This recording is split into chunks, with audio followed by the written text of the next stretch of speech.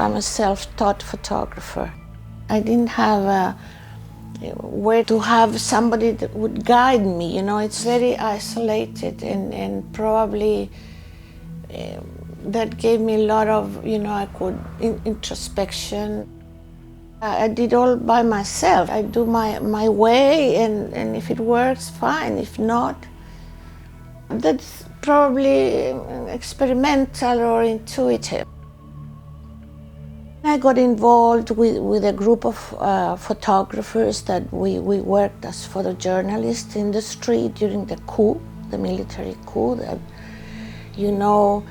made us work like a militancy in a way, in the street, resistance. And well, you learn quite a lot, about many, many things. And at the same time, I started doing my own series, I call essays, on certain subjects that I wanted to find out, my main interest until now is I go on with identity, that's my interest.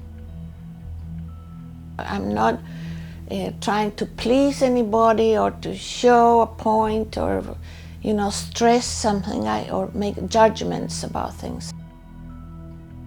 The Pinochet regime, like any other dictatorships, make you very aware of power and the danger of power, the danger of militaries. Definitely you had to be very, very aware of curfew, my film has been open the camera, that sort of things. But I wasn't arrested. I had this search in my house I had small children, and it's very traumatizing, something like that, And you learn how to move, in those situations. You have to be extremely careful. And then on the other hand, it makes you, develop a lot of solidarity and learning about others and yourself too. But that's a long time ago. Now Chile is in democracy and we have a woman president. We're about to have new elections. During the dictatorship, women organizations were very active. And of course I supported them very much, so I marched with them and I ran the other way and took photographs. Like other women photographers, we were very few, but we all did the same, Women participation in those moments was very important. The experimenting, and being very brave, because many of them were, taken by the police and badly treated. Many women have been, still no answer for where they are. We are still working and marching up to now, because we haven't been given an answer, proper answer. It's called Sleepers, Los Dormidos. That was part of one of the first exhibition I had. You had to be careful what you show in an exhibition. You could be censored immediately. So you had to work quite a bit with metaphors continuously, And this scene in the street, that so many people sleeping, I was like depressed, nobody was awake to, what was happening. Now I see the same amount of people sleeping in the street, but I interpret that in a different way. It's an interpretation of your daily life. For me, it was more important the fact that they were asleep, that people couldn't see what was happening or couldn't protest against reality. I am a woman, I belong to a minority, as you can say. You identify with others very easily. And marginals, I mean, it depends on what side you are. You know, if you are on the side of power, others are marginals. But minorities are majority, I think. So that's my point of view, you know, in general. Infarto del alma. Infarto is a stroke of the soul. You know, that's the title I chose for that series. I like that very much. It was my second research into a hospital, psychiatric hospital. I started doing, you know, photos of people in there for a while, and then I discovered that there were these couples, stable, you know, couples, and they liked it very much. You know, those patients of the hospital, when they learned that I had noticed that there were couples, you know, so it was a very wonderful rapport. And I had permission, you know, from the directors of the hospital, and I even stayed at the hospital for some days, or I rented a place, a room outside the hospital, because this is a small, very small town far from Santiago, where I live. They were the first ones to see the exhibition, you know, the result of all that. And what they liked most, the patients, of course, were their photographs. Curiously, they wanted to get married. That's what they told me all the time. They wanted to get married, and since they were not allowed, you know, this frustration, but when they saw the photos, you know, it became like a certificate of marriage, legitimized. I gave it to them, and they loved it.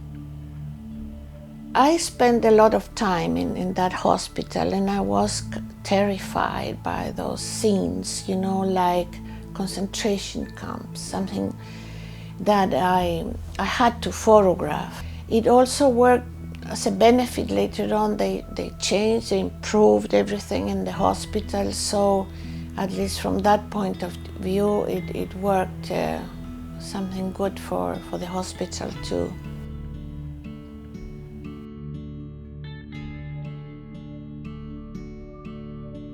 That's one of the series I like very much. Manzana de Adán, which is Adam's apple, is this what most transvestite covered it. The first thing they did cover was this part of their body. I became very close friends with them, and I worked for about 4.5 years, because you don't have much time during the curfews and all that. So first of all, I met the mother of two of these brothers that were prostitute transvestites, which had been very seriously persecuted, you know. So everything they did was very underground, and then even they had to leave Santiago to another town, a city, Talca, where I was invited again by them, and I lived with them in the brothel for a while. First of all, I need them to know exactly what I'm doing. So it takes some time to research, you know, to have some anthropological methods, and also to win their confidence and respect. First of all, I respect them very much. So it's like a dialogue. I was interested in prostitution. I really wanted to do some research. There was any possibility at all that I could find out about that, except by getting involved by myself. And I worked quite a bit with them, you know. But after a while, they made me promise not to show the pictures. So, you know, I couldn't go on. They were scared of family or children or mother or grandmother, you know, that sort of thing. They didn't want them to know that about their work. I've learned the best things I've learned in my life, you know, like solidarity. I wanted to show women, Chilean woman, you know, that was the title. I travel a lot in Chile. I move around quite a bit, so I wanted to do it from the very north to the extreme south. So we had desert, we have altiplano, we have frontiers with Bolivia, Peru, so we are all mixed, you know. Very beautiful ethnic groups. And of course all professions and all kind of works. Intellectuals or a nun or a diver, kind of curious works sometimes. To elevate status, you know, that everything was so dignified, to be an intellectual or the ex-president's wife, like Allende's wife, is also included in my work. Children is very natural. I worked so much with children. And then older people started in those days, fascinating. I was much younger than now. At this moment I should have been part of the series of older people.